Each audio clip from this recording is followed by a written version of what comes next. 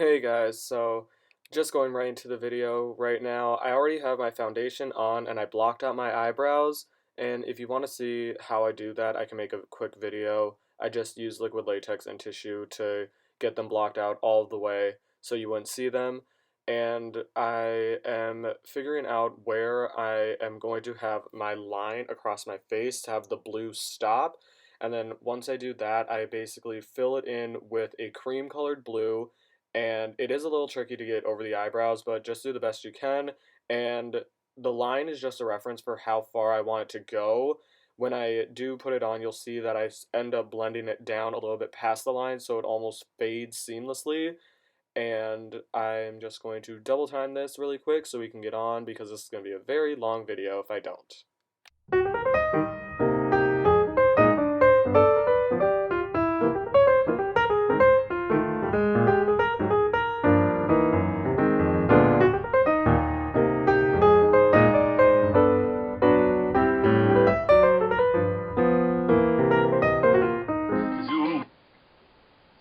So, Hey there, Sterling K. Brown here.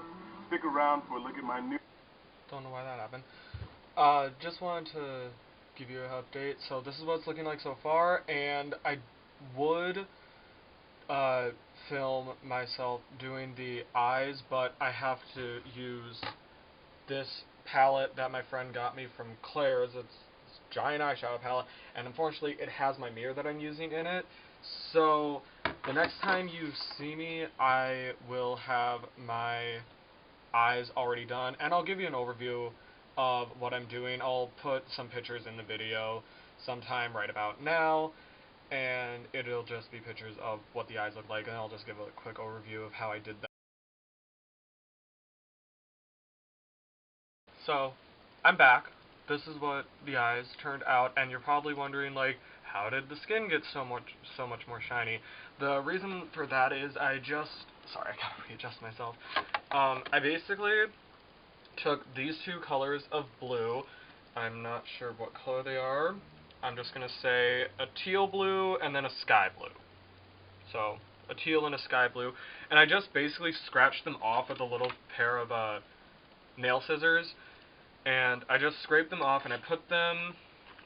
where is it? I put them in this Chic Lumi setting powder just in here, and I mixed it up with a little bit of the setting powder that was still left in here, and I basically just mixed those two together and used it as a setting powder, because the eyeshadow gave off a better, like, luminescent vision, like if you're coming out of water and the light hits it, as it's doing now. I put up another light, by the way.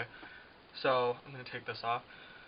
So, what I did was basically just put that on my face as a setting powder to set the cream blue makeup, because the blue wasn't showing how I wanted it to. So when I did it, I basically was going for that more like luminous look, and it probably helped a lot better now that you're looking at this.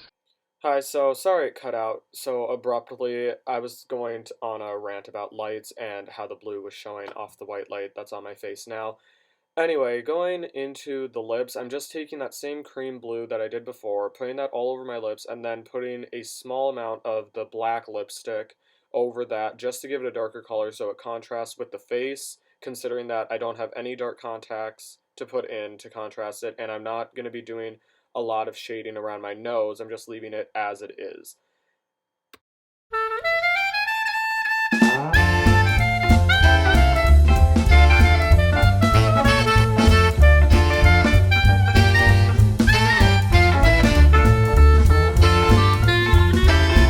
We're back, and right now I'm just taking my prosthetics and figuring out where I want them on the neck. In the end, where I'm placing them, if you feel on your neck, you'll feel where your collarbones start at the base of your neck and then they go out. I'm just using that as a reference, so where the two parts sink in before the big part of your two tendons come down on your neck, you can sort of see them on mine as they're protruding out a little bit. That's where I put the two bottom ends in, and then I just wrapped it around my neck, figuring out what the best placement would be, since I'm going to be moving my neck a lot if I were to be going out in this look. Paint your prosthetic first before you put it on, or at least get it give it a base coat. So that way when you put it on, you're not going to spend 3 minutes for each one, and I have 4, so 12 minutes, probably a half hour more like, just on trying to paint them without these falling off. So I'm going to let the latex that I put on here dry before I paint it, and then I'm going to paint them, and we'll be back after that, and I may or may not put them on off camera. And that's for a second time. I'm back. My camera was not recording, so I have to redo this. What I said before was I got these done off camera because I needed to get the placement just right. Right here you have 2 tendons going down, and I just felt for the indents where my collarbone started, and I just placed the 2 beginnings right there. This one is a little more off, this one, and I can feel it just from the way that I placed them, but far away you can hardly notice. And then I'm going to put these two on. I'm going to put these two on right now on camera for you guys to show you how I did it. When you're placing them, I recommend going just a little bit above and not actually going directly like this, because this is going to look really clustered, whereas if you go up just a little bit to where you can get under there and paint, you're going to paint it a salmon peachy color to give that look of real gills from a real fish, because when you lift them up, it's going to be a red salmon-y color. Hi guys, for the last 2 prosthetics, it's the same process that I did to put on the other 2. I'm taking a cotton swab and painting the latex on the back of the prosthetic, and then putting the prosthetic firmly onto my skin, and then just painting a little bit of liquid latex over that to give it a nice hold. Then I'm setting that with my see-through setting powder, and then putting the eyeshadow mixed with that leftover setting powder to give it that simplistic sheen and blend it into my skin. For the underside of the gills, I'm just going to be taking some red cream paint and just lightly putting it in there with an angled brush, and then I'm going over that with a dark red eyeshadow, and then on the lower gills I'm doing that with a pink eyeshadow to give it more depth and feel of a real fish gills. Then, as you'll see, I'm going to put a fish netting over my head to get the scales on top of my forehead and around my neck, which you'll see later on.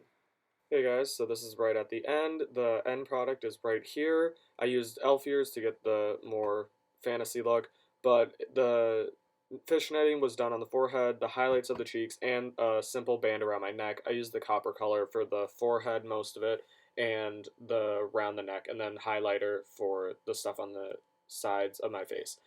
That's it. Thanks for watching. Don't forget to like, subscribe, and leave a comment, and I'll make 2 videos every single week, 1 glam, 1 SFX. Thanks, and enjoy the rest of your day.